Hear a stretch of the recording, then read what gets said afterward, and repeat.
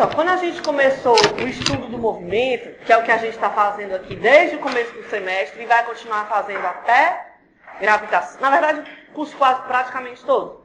Na segunda etapa a gente vai falar de fluidos, mas é mecânica dos fluidos, ainda é mecânica, né? Então, o estudo do movimento, a mecânica, ela é muito importante, por isso que a gente passa um bom tempo nesse assunto.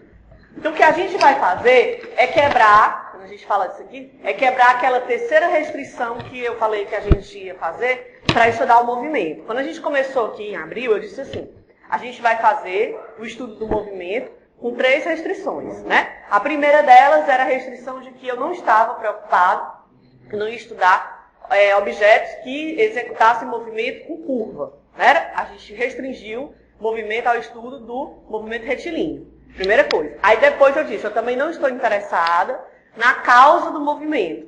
Quem causou o movimento? Não importa, a gente só estudava o movimento acontecendo depois que o movimento começou a acontecer. E a terceira causa, a terceira restrição era, eu não me preocupo se o objeto tem dimensão. Ele é um ponto. Não importa o que move, o que se move, se é um avião, se é um foguete, se é um carro, se é uma pessoa, é um ponto pra gente. Hoje, a gente vai quebrar essa terceira restrição. A gente já quebrou as outras duas, né? A gente estudou movimento curvo, estudou trajetória, lançamento oblíquo, estudou movimento circular. Foi a primeira restrição que a gente quebrou para a primeira prova. Depois, na segunda etapa, a gente quebrou essa segunda restrição agora, né?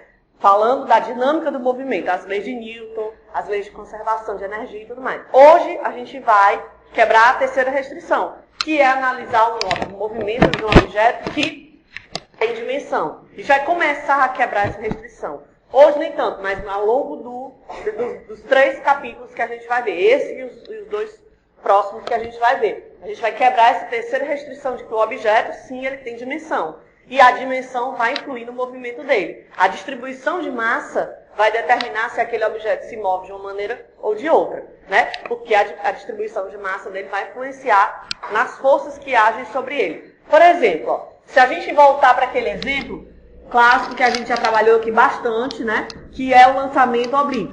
Então, imagine que você tem uma bolinha, uma partícula, uma bolinha pequena, pode ser, por exemplo, uma bolinha de tênis, que você simplesmente lança, sem girar essa bolinha, você só lança ela. Então você lança essa bolinha com um ângulo, sei lá, θ, com relação à horizontal, e uma velocidade inicial V0, certo? E a gente já sabe descrever completamente esse movimento. A gente sabe que esse corpo vai executar uma trajetória parabólica. Eu sei determinar a altura máxima que ele atinge. Eu sei determinar a posição X que ele alcança. Eu sei determinar qual é o ângulo que eu preciso fixar aqui para que ele atinja uma certa distância. Eu sei analisar o que acontece com a velocidade, com a componente X da velocidade, com a componente Y da velocidade.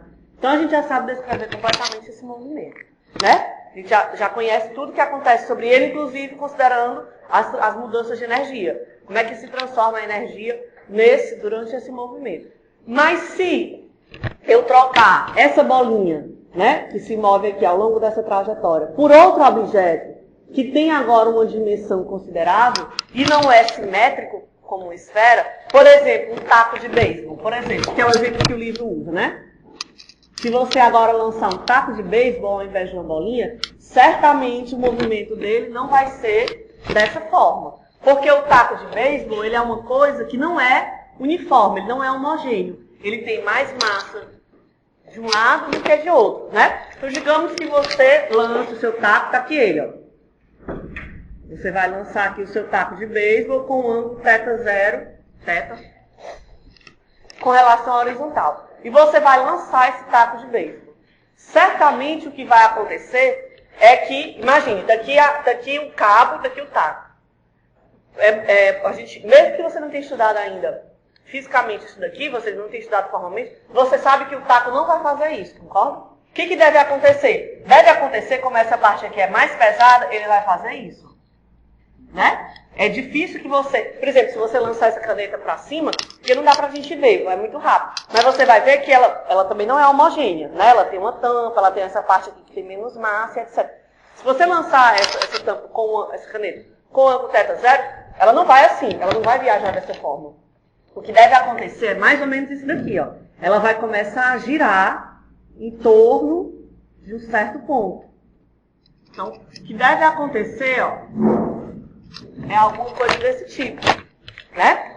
O taco vai girar em torno de um certo ponto, né? Por que que isso acontece? Porque esse taco tem dimensão, ele não é um ponto. E, além disso, ele não é simétrico como essa bolinha é. Ele tem uma certa distribuição de massa que não é homogênea.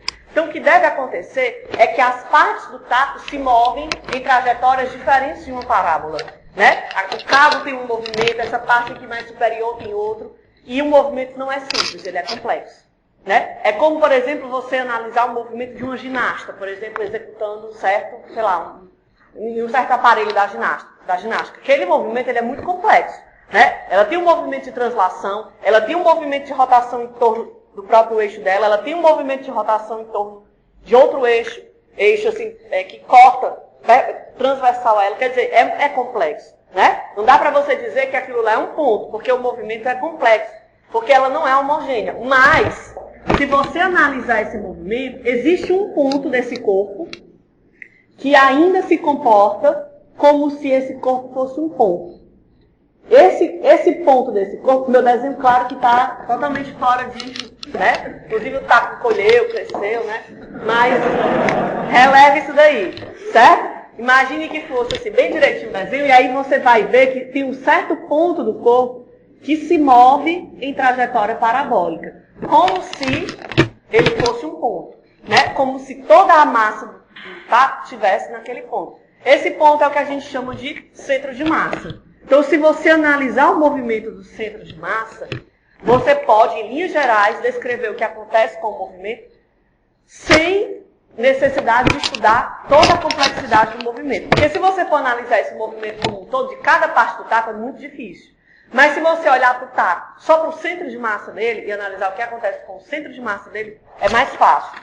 E o que é, então, o centro de massa? Vamos definir o centro de massa para falar melhor dele, né? O centro de massa é o ponto do corpo que se comporta como se toda a massa estivesse concentrada nele. Como se todas as forças externas atuassem sobre ele, sobre o centro de massa. Então pronto, essa é a definição de centro de massa. Centro de massa é um artifício matemático, certo? Ele não é uma coisa real, é um artifício matemático que a gente usa para minimizar a dificuldade em resolver problemas complexos. É isso que a física sempre procura fazer, né? Você tem uma coisa muito complexa que você não entende. Aí você vai tentando transformar isso aí em uma coisa que você compreende. A gente sabe descrever perfeitamente o movimento de um ponto, né? A gente já fez isso. O movimento de um objeto que tem dimensão, a gente não sabe. Então o que eu vou fazer? Eu vou analisar o que acontece com o centro de massa daquele corpo. Por quê? Porque o centro de massa é um ponto. E ponto é você analisar. E é um ponto que se comporta como se a massa todinha daquele taco, daquele corpo, estivesse naquele ponto concentrado e como se toda força externa fosse aplicada naquele ponto. Quer dizer, por exemplo, se você fosse representar o peso desse taco, é claro que cada átomozinho tem uma massa. E cada massinha dessa vai contribuir para o peso total desse taco. Só que você não vai fazer esse desenho, até porque quantas setinhas você ia fazer? Incontáveis. Então o que é que você faz? Você representa isso por uma força resultante aplicada no centro de massa. Então o peso do taco está aqui, ó, mg.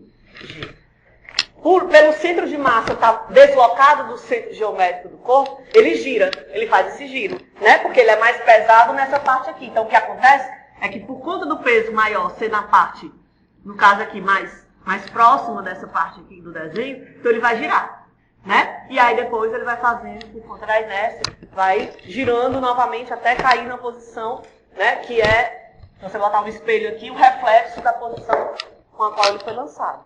Quer dizer, dá para você analisar uma coisa complexa, por exemplo, uma colisão entre dois veículos. Né? O perito que vai fazer a análise, provavelmente ele não foi testemunha do acidente, ele não estava lá na hora que aconteceu, mas ele vai analisar os indícios, né? As marcas na pista, a destruição no carro, a posição em que os carros se encontram agora depois da batida. Ele sabe pelo manual as características do carro, a massa que ele tem e tudo mais. E aí com isso, e analisando o movimento do carro como se ele fosse um ponto centro de massa do carro, ele vai poder, não dizer com precisão, mas ele vai poder dar um laudo e dizer que aquele carro estava, por exemplo, acima do limite de velocidade, aquele outro estava dentro do limite permitido. Ele vai poder descrever, em linhas gerais, o que aconteceu naquele acidente, analisando, por exemplo, o centro de massa do sistema, ao invés de ter que analisar cada componente do sistema em si, que é muito mais complexo. Né? Então, o centro de massa é um ponto. Aí você diz, tá, então como é que eu vou achar o centro de massa de um corpo? Bom, aí tem duas maneiras, né, de você fazer isso. Uma é a maneira matemática, que a gente vai ver aqui. A outra é uma maneira experimental. Bom, se toda a força externa, todas as forças externas estão aplicadas no centro de massa, eu consigo equilibrar aquele corpo aplicando uma força contrária a essa força resultante, concorda? Por exemplo, tá aqui essa caneta, certo? Imagine que o centro de massa está em algum ponto aqui dessa caneta. Para eu achar esse centro, é só eu tentar equilibrar essa caneta exatamente no centro de massa. Né? O centro de massa vai ser exatamente o ponto onde eu consigo equilibrar. Observe que se eu não achar o centro de massa, ela gira. Se eu botar aqui, ela vai girar, claro. Por quê? Porque o centro de massa deve estar mais para cá. O peso vai atuar aqui nessa caneta, fazendo ela girar, porque o meu ponto de apoio está fora do centro de massa. Né? Se eu botar o apoio exatamente no centro de massa, ela não vai virar. Aqui tem um complicador que ela rola também, né? Porque ela é... Você vai procurando. E aí você acha o ponto onde ela... Observe que ela pende mais para um lado até você achar. Amanhã foi mais rápido.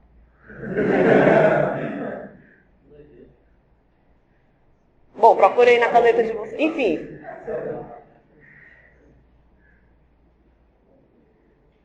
Pronto. É porque ela rolou. Mas então, essa é uma maneira de você achar o centro de massa de um corpo, né? Só que você disse, nem sempre eu vou conseguir colocar um corpo em cima de um ponto de apoio para procurar o centro de massa dele, né? Dependendo do corpo, você não tem como fazer isso.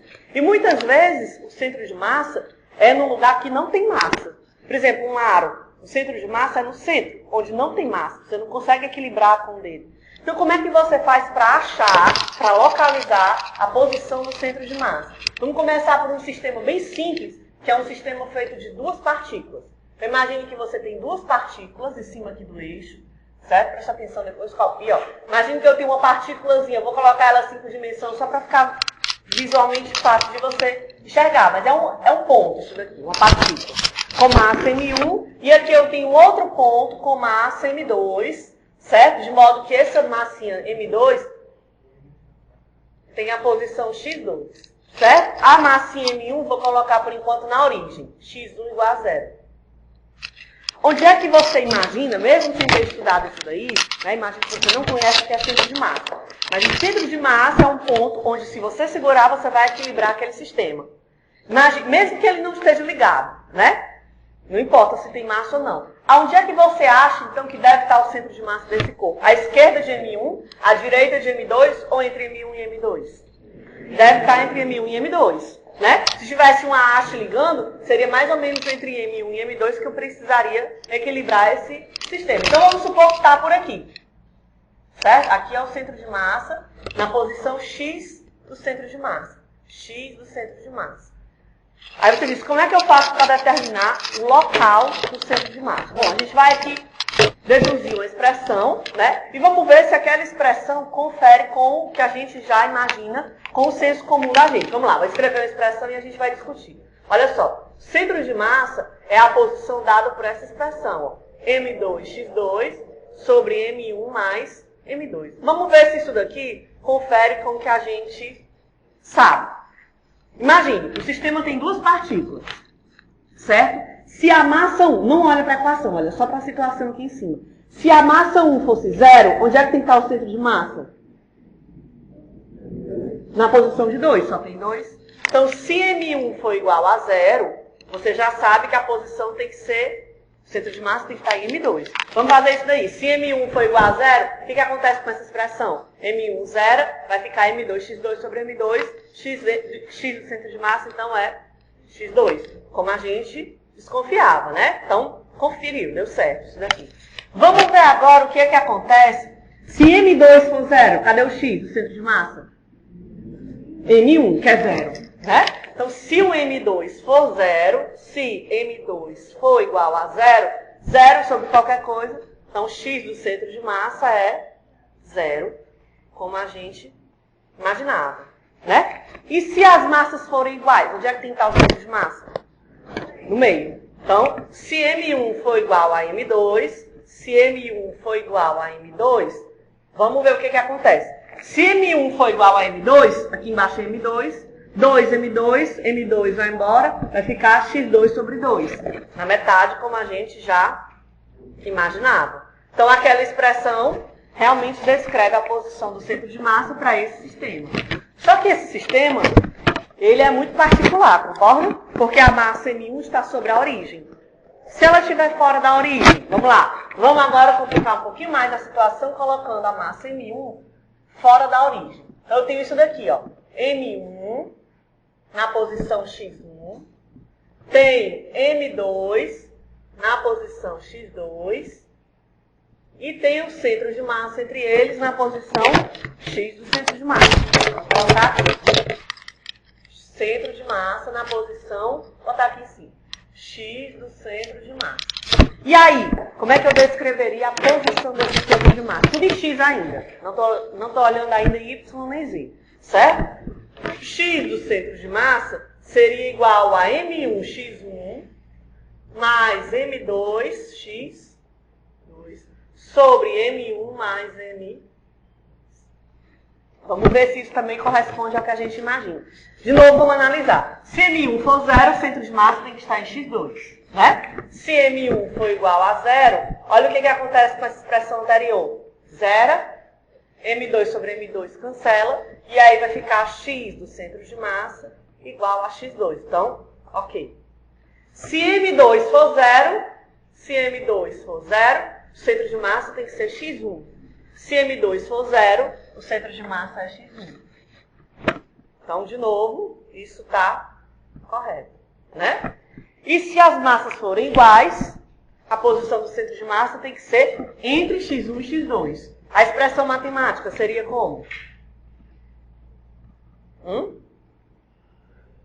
A metade dessa distância, quem é? X1 mais X2 sobre 2, né? Vamos ver se isso é verdade. Vamos lá. Se M1 for igual a M2, vou escrever todo mundo, então, M2. Vai ficar M2, X1, M2, X2, M2, M2. Né? M2, X1, M2, X2, 2M2. Não é isso? Aí isso, pronto. Os M2 você bota em evidência, cancela, vai ficar X1 mais X2 sobre 2. Né? Como a gente supunha. Então, ó, X1 mais X2 sobre 2. Na metade da distância. Certo? Aí você diz, e se eu tiver... Bom, com duas partículas, tá aí a expressão. E se eu tiver mais de duas?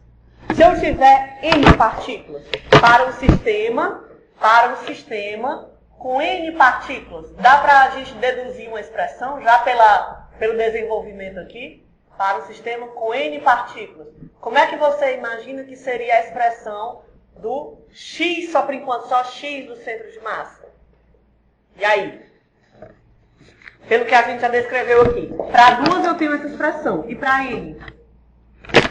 M1x1 mais M2x2 mais MNxN sobre M1 mais M2 mais M.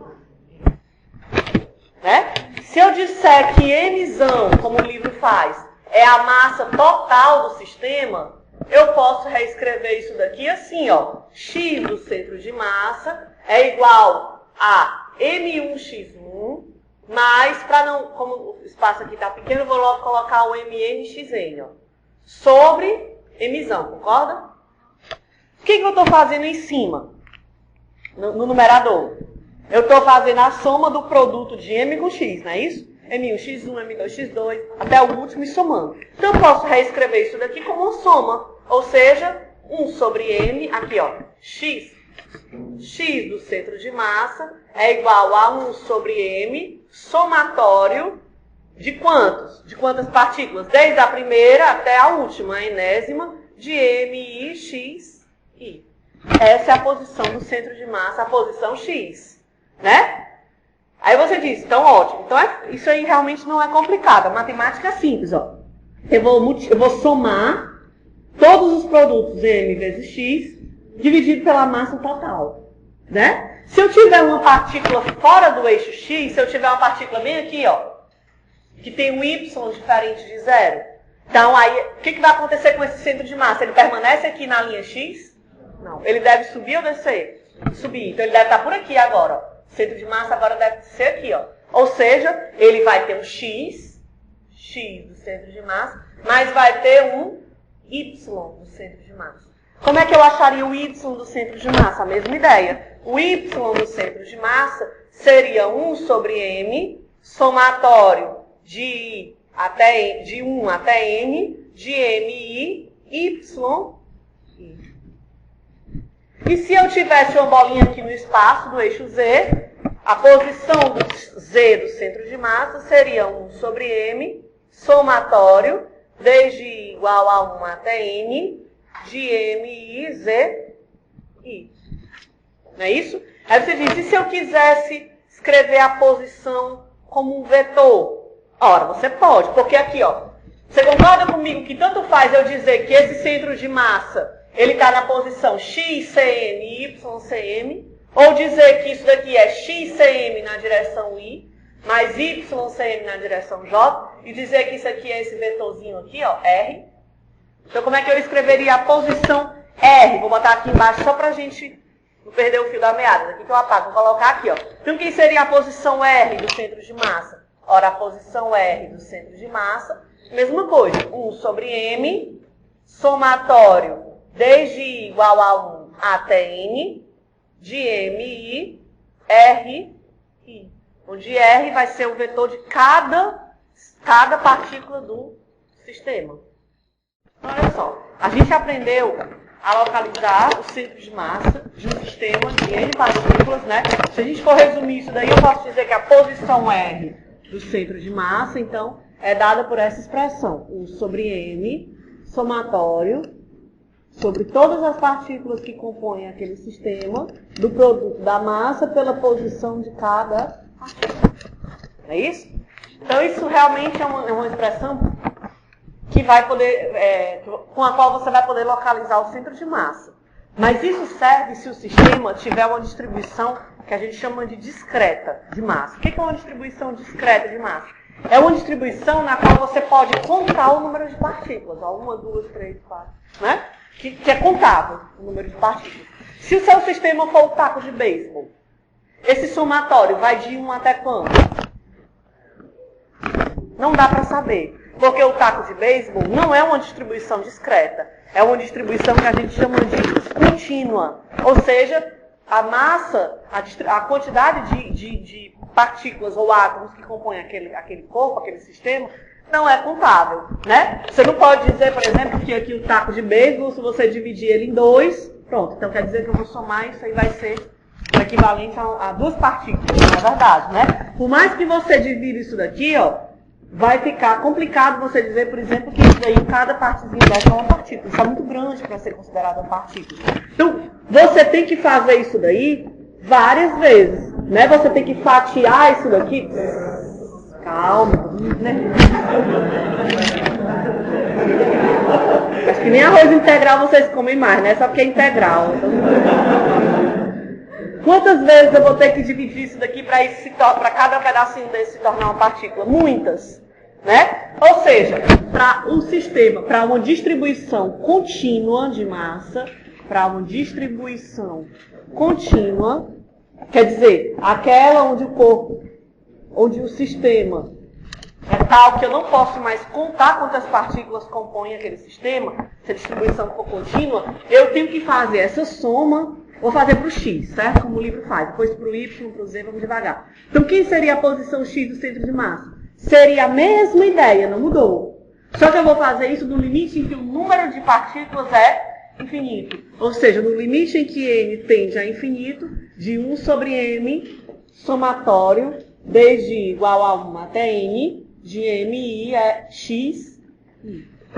Ora, mas vocês já sabem, né? O que vai acontecer com o limite desse somatório, né? vai ser a integral, esperava outra coisa, né? Integral de x dm. Ou seja, dm é o meu, é a minha variável de integração. Eu vou somar, é como se eu pegasse aquele corpo e dividisse em massinhas infinitesimais, bem pequenininhas. Infinitas massinhas bem pequenininhas. Se eu quiser localizar o y do centro de massa, eu vou dizer que isso é 1 sobre m, integral de y dm. E se eu quiser localizar a posição z do centro de massa, isso é 1 sobre m, integral de z d. Como é que eu vou resolver essa integral? Como é que a massa varia de acordo com a posição? Essa não é uma integral fácil de você resolver. X dm, y dm, z dm. Por quê? Porque você precisaria saber como é que a massa depende da posição. Só que isso não é, a gente não conhece, não é trivial. Né? Você não sabe como é que a massa de um quadrado ou de um cubo, por exemplo, varia conforme a sua posição. Então o que a gente vai fazer? A gente vai transformar essa integral, que não é trivial de resolver, em alguma coisa mais fácil. Você não sabe, por exemplo, digamos que a sua figura geométrica seja um cubo. Você queira localizar a posição do centro de massa de um cubo. Certo? Quero saber onde é que está o centro de massa de um cubo. Deve estar no centro dele, mas mostra que está no centro dele. Para você fazer para você localizar por essa expressão, você teria que saber como é que a massa do cubo varia com a posição. A gente não sabe, não existe uma expressão para isso. Mas eu sei como é o volume desse cubo, concorda? O volume de um cubo a gente sabe. O volume de uma esfera, o volume de um trapézio, o volume de um tronco de cone. Tudo isso é conhecido. A massa não, mas o volume é. Então o que eu vou fazer? Eu vou tentar transformar isso daqui no integral de volume, porque de massa a gente não sabe trabalhar. Como é que eu vou fazer isso? Bom, eu vou procurar alguma grandeza que relacione massa com volume. É a densidade, exatamente. Vamos definir aqui a densidade. A densidade nada mais é do que justamente a razão entre a massa e o volume, né? Densidade, ρ, é a massa sobre um volume. Se esse corpo, presta atenção no que eu vou fazer. Se esse corpo for homogêneo, o que significa um corpo homogêneo? Significa que a distribuição de massa é toda igual nele, ao longo do volume dele. Por exemplo, um taco de beisebol não é homogêneo, ele tem mais massa de um lado que de outro. Um corpo homogêneo, você concorda comigo que a densidade dele é constante? Por quê? Imagine aqui, ó, vamos imaginar aqui. Vamos imaginar que esse aqui seja o nosso corpo, ó, bidimensional mesmo, certo? Então, essa é a massa sobre esse volume, né? Isso é a densidade daquele corpo. Se eu disser que esse corpo é composto por 8 partículas, por exemplo, se essas 8 partículas estiverem homogeneamente ou uniformemente distribuídas ao longo do volume, no caso é uma área, mas vamos chamar de volume, certo? Esse corpo é homogêneo. Tanto faz eu dizer que eu estou olhando para ele como um todo, ou seja, a massa de 8 bolinhas dividido pela, digamos que eu vou cortar ele aqui, ó. Dividir esse corpo. Tanto faz eu olhar ele todinho, 8 bolinhas dividido por 8 quadradinhos, 8 volumes. Como eu pegar, por exemplo, só essa parte aqui, ó, 4 bolinhas, a massa de 4 dividido por 4 volumes. Ou eu pegar só uma massa sobre um volume. Tanto faz, porque ele é homogêneo. A densidade de bolinhas é igual ao longo dele, concorda? Isso significa que ele é homogêneo. Ou seja, tanto faz eu olhar a massa total sobre o volume total, como a massa infinitesimal sobre um volume infinitesimal. A densidade é constante. Se ele fosse heterogêneo, ó, por exemplo, esse corpo aqui, ó, agora não posso mais dizer que esse corpo é homogêneo. Ó. Por quê? Porque eu tenho distribuições diferentes de pontinhos ao longo dele. Por exemplo, se eu pegar ele todo, eu vou ter 1, 2, 3, 4, 5, 6, 7, 8, 9, 10, 10 e 5, 15, 20, 26. Vou ter 26 bolinhas dividido por 8 quadradinhos. 26 sobre 8. Se eu pegar só esse pedacinho aqui, agora eu tenho 3 bolinhas dividido por um volume. Não é mais homogêneo. Ele é mais denso embaixo do que em cima, concorda? Ele tem mais bolinhas embaixo do que em cima. Então ele não é homogêneo, ele é heterogêneo. A densidade não é constante. Só que a gente não vai analisar esses casos. A gente só vai trabalhar com situações de distribuições homogêneas. Então se o corpo for homogêneo, a distribuição for uniforme, eu posso dizer que multiplicar em x aqui, ó. dm é igual a ρdv, ó. dm é igual a ρ dV. E eu vou substituir dm por ρ dV. O que vai acontecer? Presta atenção, vai ficar assim, ó. Vai ficar assim, ó. X do centro de massa, vou pegar a mesma expressão lá, ó. É 1 sobre mzão integral de x dm. Só que o dm agora é ρ dV. Vai ficar ρ dV. Mas quem é ρ? Densidade, constante. Então pode sair da integral. Vai ficar x do centro de massa é igual a ρ sobre m integral de x dV. ρ sobre m, olha para o que eu já escrevi. Quem é ρ sobre m? Olha para o próprio quadro, tem a resposta. É o inverso do volume, concorda? Ó, ρ, se eu passar esse m aqui para baixo, vai ficar um 1 aqui em cima. Então, ρ sobre m é 1 sobre v. Então, você vai ficar com a integral de, ele é 1 sobre v, vezes a integral de x dv. Para a posição y, mesma coisa, né? Y do centro de massa, 1 sobre v, integral de y dv. E para o z do centro de massa, 1 sobre v, integral de z dv. Essa integral agora fica mais fácil de você fazer. Por quê? Porque você conhece a função do volume. É só você substituir o dv pela função do volume da figura geométrica em questão. Certo? A gente só vai trabalhar também com figuras geométricas conhecidas, que o volume é conhecido. Certo? E homogêneo. Era isso que você ia perguntar? Pronto, a gente só vai analisar casos de cubos, só aquilo que eu falei, esfera, cubo, triângulo, trapézio, cone, só coisas que a gente conhece o volume. Certo? E que a densidade é constante. A gente só vai analisar esses casos. Não, aqui não é uma derivada, aqui é a expressão da densidade, só que escrita para um pedacinho muito pequeno do corpo. Se eu for olhar a densidade do corpo todo, é a massa sobre o volume, né? Se eu pegar um pedaço, se eu dividir aquele corpo do jeito que eu fiz aqui em um pedaço muito pequeno, eu posso dizer que se a densidade é constante, tanto faz eu pegar a massa toda pelo volume todo, como pegar a massinha bem pequenininha dentro daquele volume pequeno. Isso aqui é um diferencial, é uma coisa muito pequena.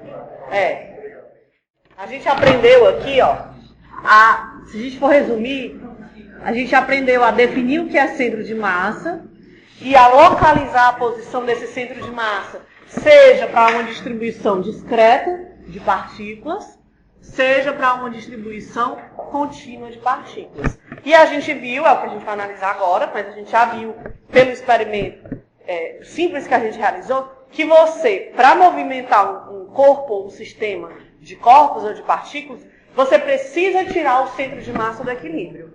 Né? Se o centro de massa estiver equilibrado, ou seja, se a resultante de força sobre ele for nula, ele não se move. Né? Ou se move com velocidade constante. Mas para que haja movimento, pelo menos inicial, você tem que tirar aquele centro de massa do equilíbrio.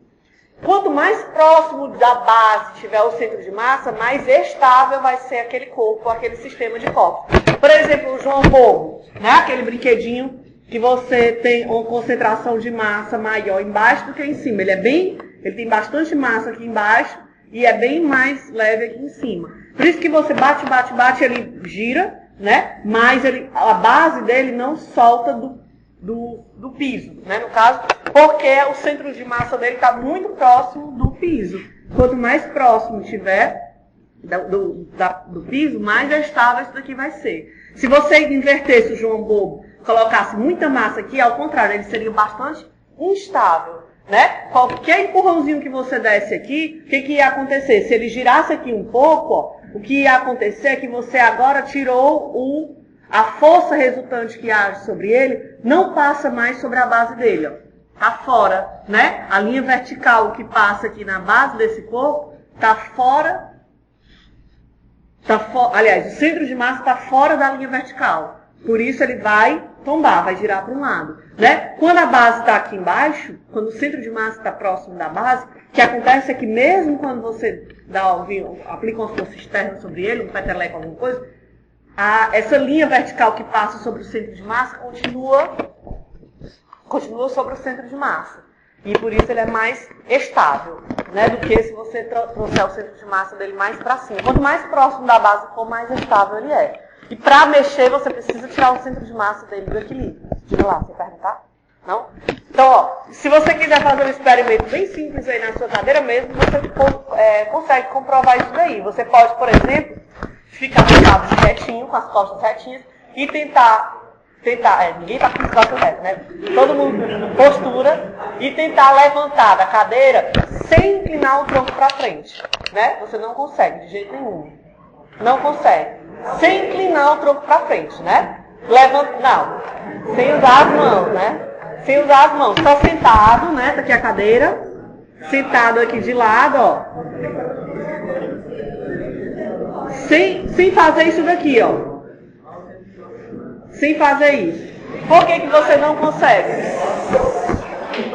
Você não consegue justamente porque o centro de massa está por aqui, né? Se você não tirar ele dessa linha vertical, você não consegue mover, né? Claro, sem auxílio das mãos, sem apoiar, né? Sem nenhum apoio, só se levantar, só usando os pés, né? Sem encostar na parte da cadeira, não consegue. Em média, no geral, o centro de massa de uma mulher ele é mais deslocado para baixo, né? Ou seja, quando ela está ajoelhada no chão, mais próximo do chão o centro de massa dela está muito próximo do chão, mais do que o dele. Então, se torna o quê? Mais estável, né? É por isso que quando ele vai tentar, ele fica muito instável, né? Ele pode até conseguir, mas ele vai cair antes de derrubar. Porque o centro de massa dele está muito para cima, né? Longe da base. Certo? Quanto mais longe da base está, mais instável é, né? É o que acontece. Até uma professora da manhã, ou foi da elétrica, não lembro mais, perguntou, por exemplo, a questão do salto alto, por exemplo. Quanto maior o salto, mais instável você fica, né? Justamente porque o salto vai lhe empurrar para frente, vai deslocar para frente o seu centro de massa. Quanto mais alto for o salto, mais para frente você fica, mais instável é, né? Uma mulher grávida, por exemplo, muito instável também, porque o centro de massa, o que acontece? À medida que a barriga cresce, mais para frente vai o centro de massa, né? Se você estiver grávida e usar um salto, então o centro de massa vai mais para frente ainda. É muito fácil de tombar para frente, né? Fica muito instável, certo? Então agora vamos analisar a dinâmica do centro de massa. Já que a gente já sabe localizar o centro de massa, né? Vamos entender o que acontece. Por enquanto a gente só aprendeu a achar o centro de massa. Aonde é que está o centro de massa? Está lá, a gente só sabe achar. Mas a dinâmica do centro de massa. A gente já viu que ele pode se mover, né? Então, se ele se move, eu preciso definir velocidade, aceleração, como é que variam aí os parâmetros dele. Aí depende do problema, né? O problema vai dizer pra gente. O volume, a gente só vai tratar de coisas com volume conhecido, né? Quando a gente for fazer os problemas, vai ficar mais fácil. Mas, por exemplo, você sabe que o volume é a área da base vezes a altura. Se fosse um cubo, né? Um cubo, ó. Se fosse um cubo, como é que é? Se fosse x, y, z, por exemplo. Então, o volume é x, y, z, né? Certo? Aí eu quero achar a posição do... Eu vou fazer aqui só geral, só porque você perguntou, mas na hora de fazer a questão, aí eu faço com mais calma.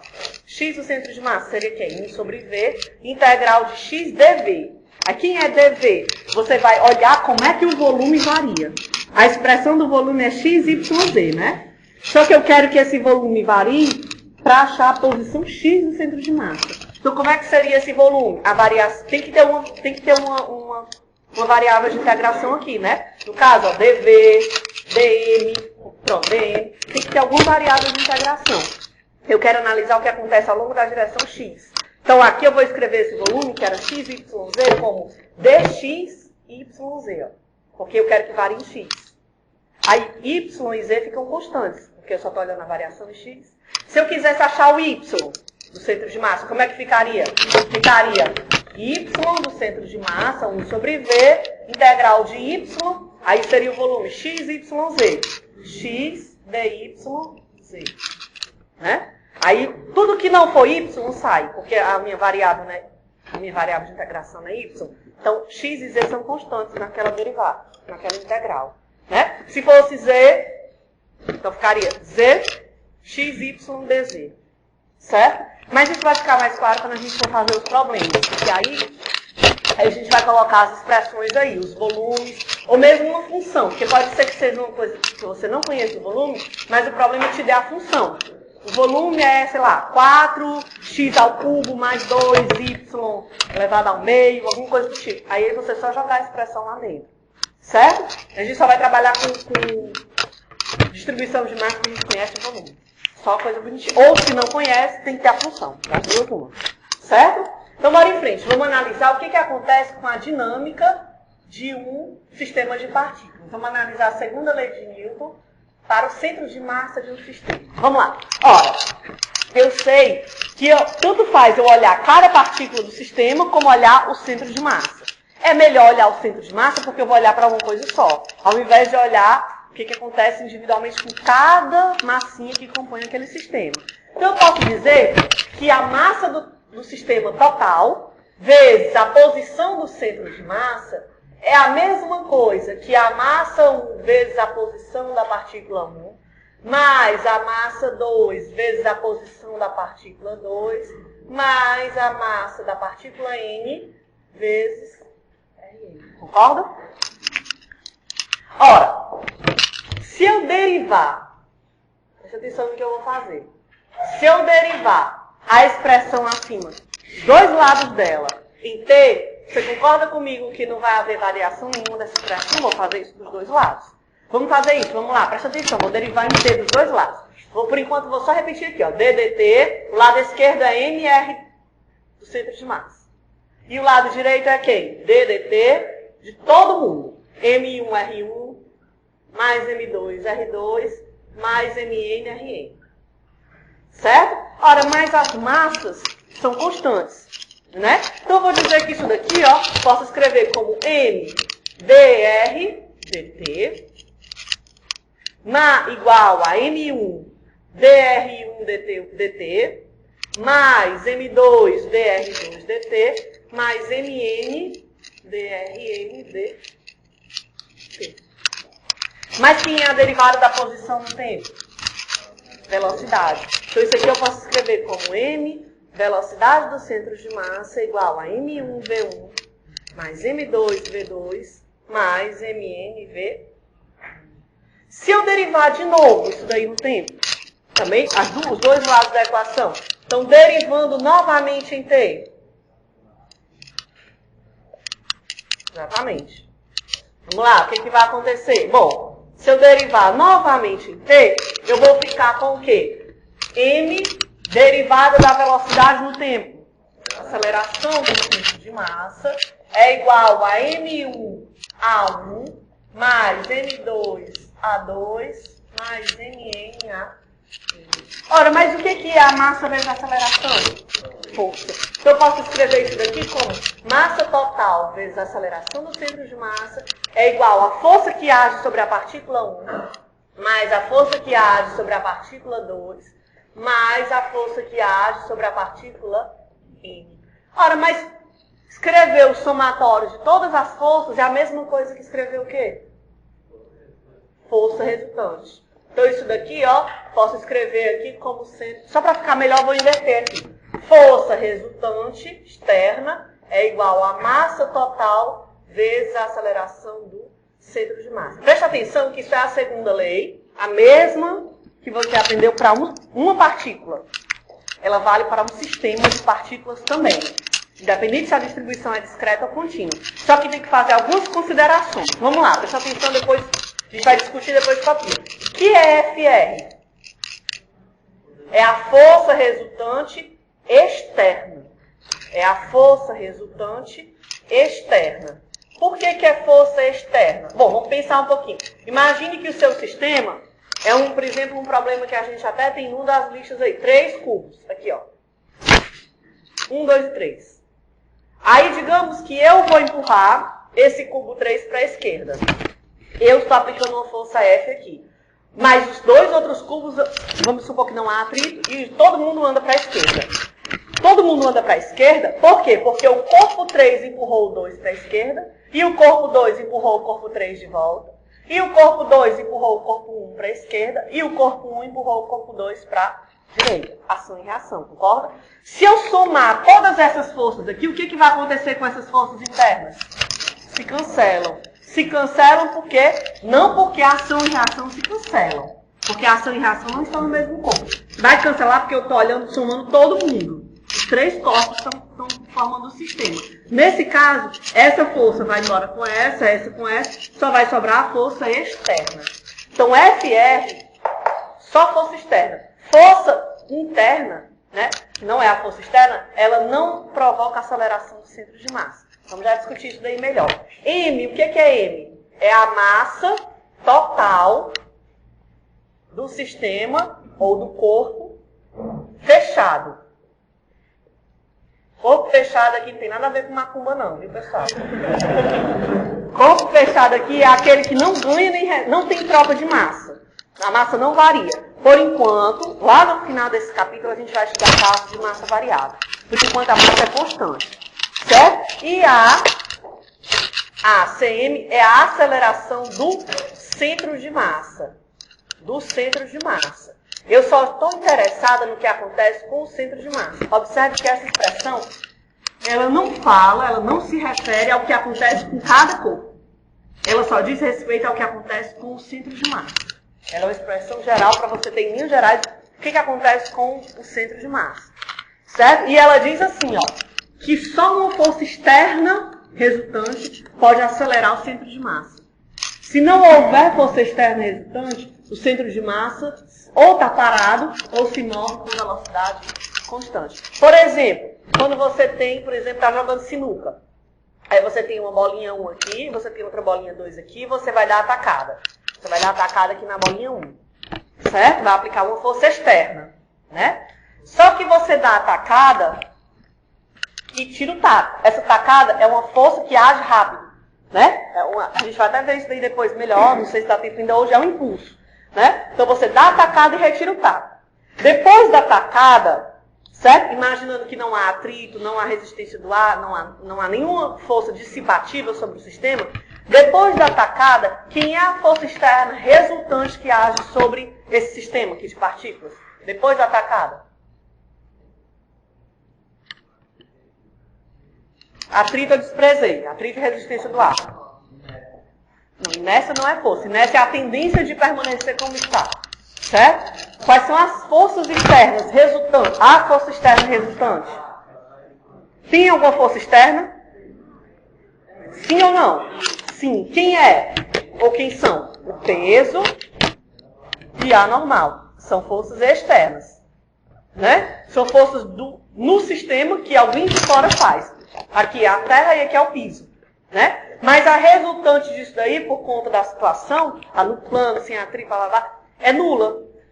Então não tem força externa. Depois que você deu a atacada, não tem mais força externa. Então o que vai acontecer com os centros de massa do sistema? Continua a se mover do mesmo jeito que se movia logo após a atacada. Mesmo quando essa bolinha que vai rolar aqui, ó, bate nessa, né? Houve uma colisão aqui, e depois elas continuam a se mover, cada uma de uma certa forma. Por enquanto não vamos entrar em detalhes como é que elas se movem, só na aula que vem. Então, independente se houve colisão, independente se a bolinha se chocou frontalmente uma com a outra, independente se ela se chocou assim de raspão, ou independente se você deu uma tacada aqui e por acaso deu um efeito nessa bola, e ela, às vezes acontece, você dá um efeito na bola e ela bate no ar, na outra, né? Ao invés de estar no chão. Independente de como ocorra a colisão, os centros de massa não percebem a colisão. Para ele é indiferente. Porque colisão é força interna. É a bolinha 1 empurrando a 2 e a 2 empurrando a 1 de volta. Não tem força externa. Como não tem força externa, esse centro de massa que começou a se mover para a direita com a velocidade v, ele continua a se mover para a direita com a velocidade v, independente de como foi a colisão. É por isso que, né, de uma certa forma, você consegue descrever razoavelmente bem o que acontece numa colisão, na ausência de forças externas. Na vida real, claro, tem força externa, né? Vai sempre haver. Tem um atrito, tem a resistência do ar. Mas quando você despreza isso daí, você pode dizer que o centro de massa continua a se mover sem que haja mudança na sua velocidade, com velocidade constante. Certo? Só que Newton, quando ele for escrever a segunda lei de Newton, ele não... Eu vou apagar só essa parte aqui, eu posso apagar só esse lado aqui? Posso? Então, só aqui, ó, só para finalizar essa parte aqui, para não perder o fio da meada. Newton, quando ele foi enunciar a segunda lei, ele não escreveu daquela forma, força igual a massa vezes a aceleração. Ele usou um parâmetro né? Que é o momento linear. O momento linear é aquilo que lá no colégio chamavam de quantidade de movimento. É a mesma coisa, só que a gente não vai mais chamar de quantidade de movimento. Primeiro porque existe outra quantidade de movimento, que no colégio você praticamente não estuda, que é o momento angular.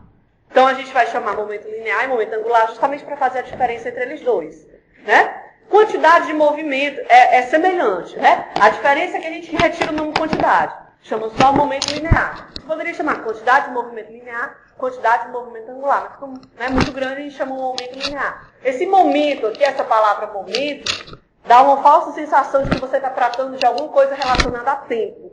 Né? Momento, logo tempo. Mas esse momento, ele vem do latim, momento, movimento.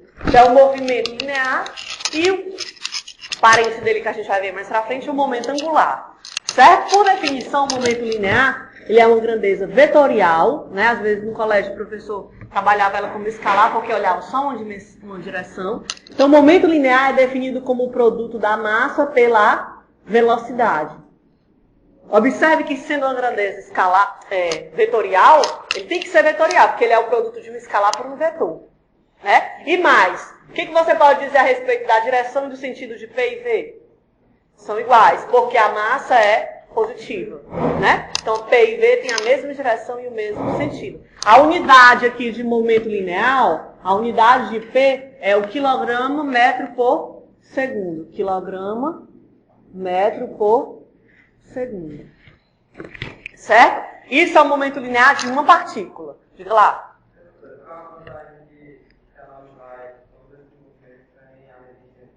A gente vai colocar a resistência, porque a gente começa sempre do caso mais fácil. Né? Porque se você colocar logo tudo complicado, você não consegue nem entender o que está acontecendo. Como a gente fez com a dinâmica, agora na segunda etapa, a primeira coisa que a gente fez foi sem atrito. Aí depois colocou o atrito. Tem que levar em conta, porque senão você fica muito longe da realidade, né? Por exemplo, o atrito, ó, esse caso aqui que eu falei da bolinha. A bolinha de sinuca. Se não houvesse atrito, ela jamais rolaria, concorda? Ó, imagina aqui a mesa, aqui a bolinha de sinuca. Se não tivesse atrito, quando você desse a tacada, ela iria pra frente arrastando. Só que na vida real, você sabe que ela rola. Ela faz isso. Ó. Ela rola porque tem atrito. E esse ponto que está em contato com a mesa não consegue girar. Então todo mundo gira e ele fica parado. Aí por isso que ela tomba pra frente. É o que acontece quando você caminha. Vai pra frente.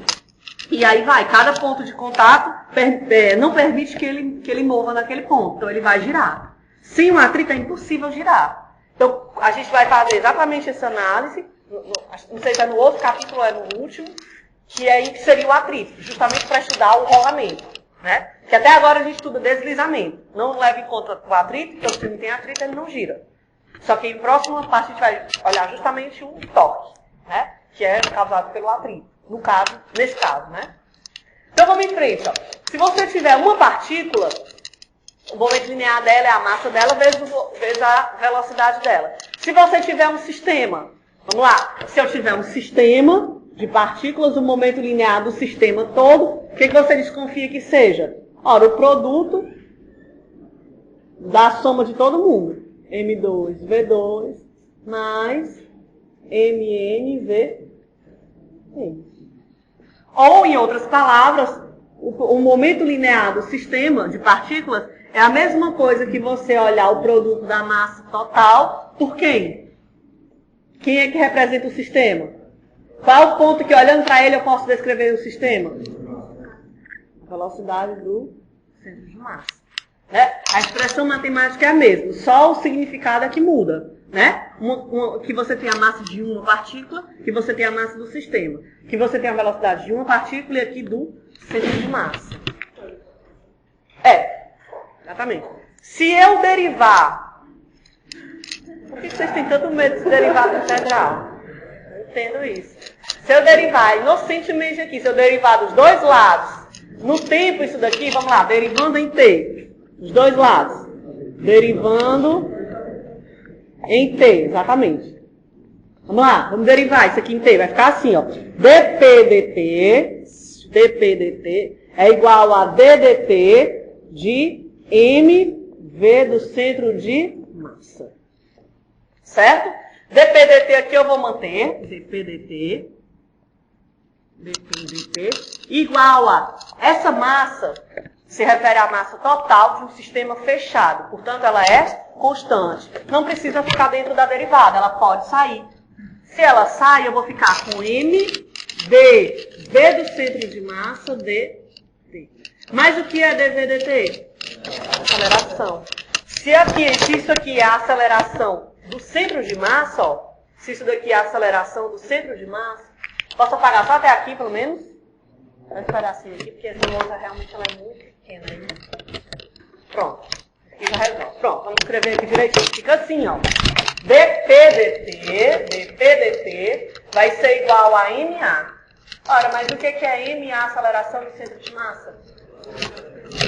Força resultante externa. Então, eu posso escrever isso daqui como sendo força resultante externa igual a dPdt.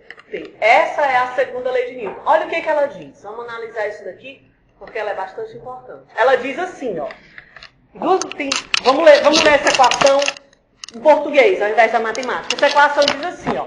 Matematicamente, F é igual a dPdt. Mas o que diz fisicamente essa equação? Diz assim, ó. Que se houver uma força externa resultante sobre o sistema, o momento linear daquele sistema vai variar no tempo. Né? Ou se você interpretar ela de lá para cá. O momento linear de um sistema só pode variar no tempo na presença de uma força externa resultante. Ou de outra forma, o momento linear do sistema não varia se não houver força externa resultante sobre ele. Se a força externa resultante for zero, se a força externa resultante sobre o sistema for zero, o que você pode dizer sobre o momento linear? Cuidado. Eu faço essa pergunta sempre de propósito para ouvir essa resposta para discutir. Exatamente. Sempre que a gente responde essa pergunta, que a gente faz essa pergunta, é normal é induzido a responder isso. A gente diz, a força resultante é zero, o momento linear é zero.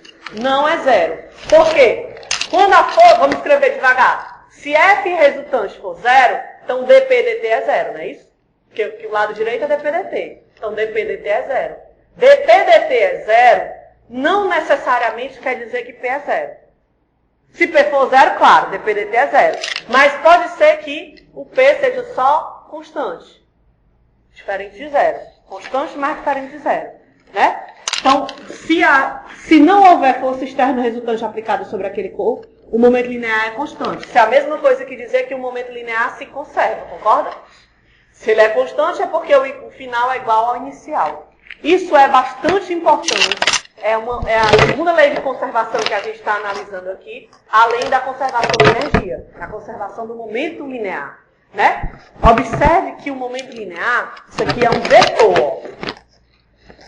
Significa que você tem três eixos, Px, Py e Pz. E esses eixos, a gente já viu isso lá no capítulo de vetores, ou seja, eu posso escrever o meu momento linear assim, ó, o vetor momento linear, como sendo uma componente no eixo x, uma componente no eixo y, uma componente no eixo z. E a gente já viu que cada componente dessas daqui não é uma soma.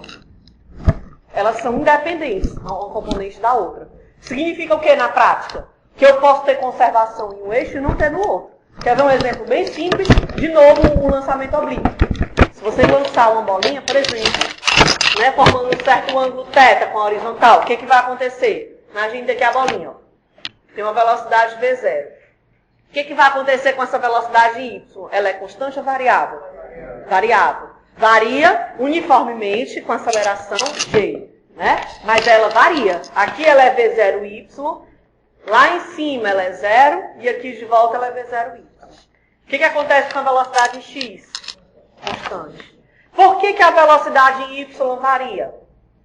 Se a velocidade varia, o que você pode afirmar que está acontecendo com o sistema? Tem uma força. Porque se a velocidade varia, tem aceleração. Tem aceleração, tem força. A força externa que acelera ou desacelera esse corpo é o peso. Então, na vertical, em Y, existe força externa. Se existe força externa, o momento conserva ou não? Não. Então, em Y, não há conservação de momento linear. Em X tem força externa? Não. Na ausência de força externa, o que acontece com o momento? Se conserva, é constante. Então, há conservação do momento em X, não há conservação em Y, e em Z também não tem nem movimento em Z, então tem conservação de momento. Observa que são independentes os três eixos. Pode haver conservação em um eixo, não haver nos outros. Pode haver em dois e não haver em outro. E a conservação do momento não tem nada a ver com a conservação da energia. São totalmente, até energia escalar é outro parâmetro, né? Por exemplo, aqui, ó, a energia se conserva ou não? Naquela situação? Conserva, né? Tem energia cinética aqui, né? Aqui só tem potencial e aqui em algum intervalo aqui tem potencial mais cinética. Mas em qualquer trecho desse movimento, a energia mecânica é conservada.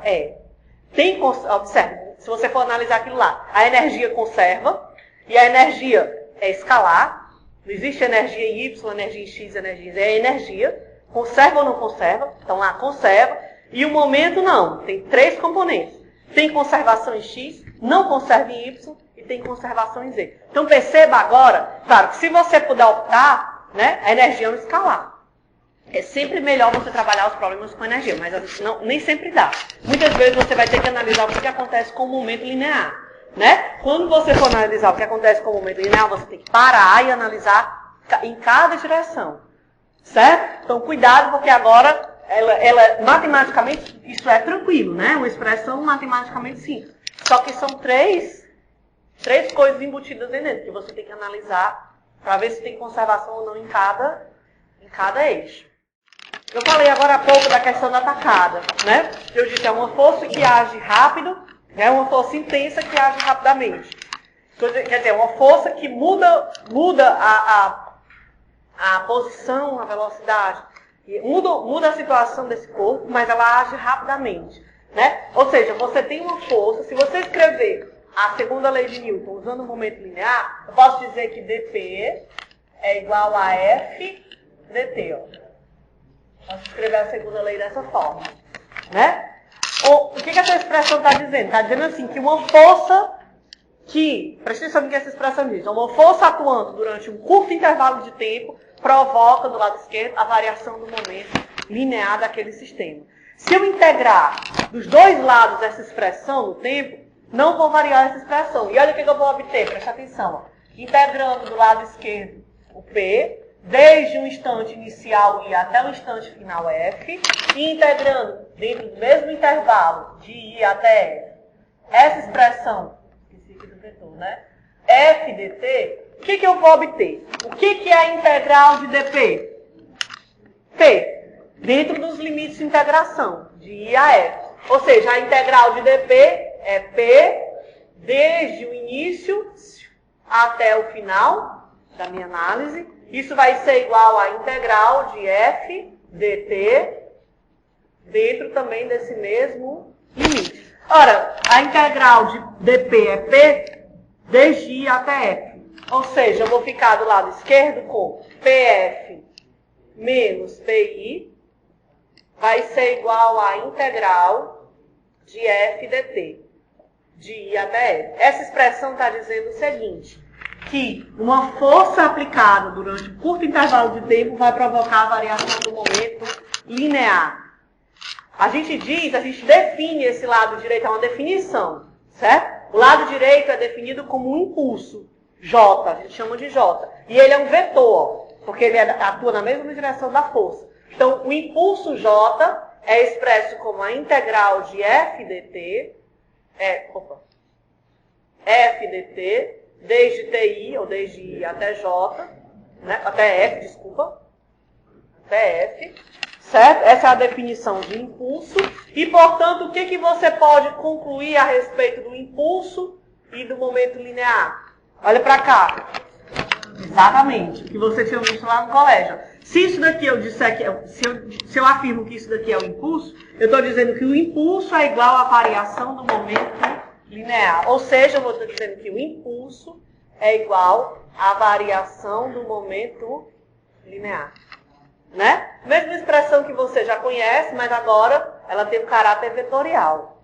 Né? O impulso, por definição, é a integral de F dt portanto é um vetor que aponta na mesma direção de F, né? E ela, só o impulso, ou seja, só a atuação de uma força vai provocar a variação no momento linear daquele corpo ou daquele sistema.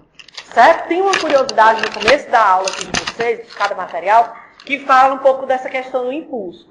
Que é o seguinte, eu vou ler rapidinho para a gente discutir. Diz assim, ó, os machos do carneiro montês, é um tipo de carneiro, né, ele tem um chifre, para quem não tem o material, ele tem aquele chifre assim arredondado, para frente assim e faz uma curva, né?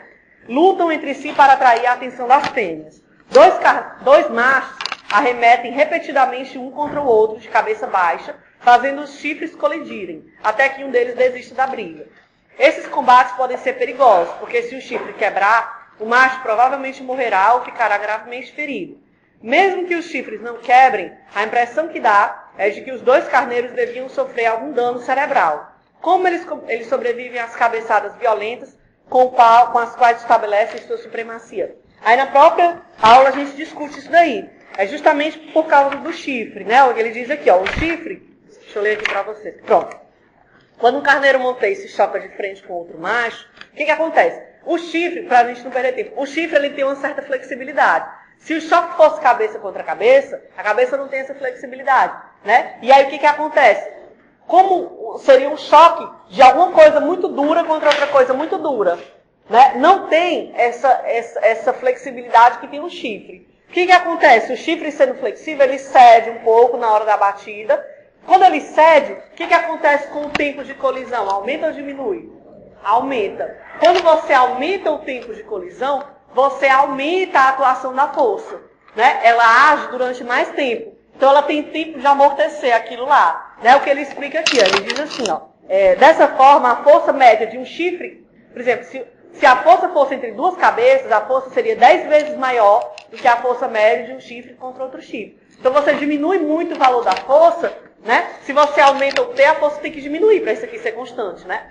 Um carneiro se chocando contra o outro não tem força externa. O momento tem que se conservar. Então, para você manter constante, se o tempo aumenta, a força diminui, né? E aí, por isso que eles conseguem ter essa disputa sem que haja maiores danos, né? Por conta do chifre. Ela até fala aqui, se ele perde um chifre, com certeza ele não pode mais participar da disputa, porque não tem mais essa proteção, né? Para ter essa disputa aí e o chifre ser flexível, né?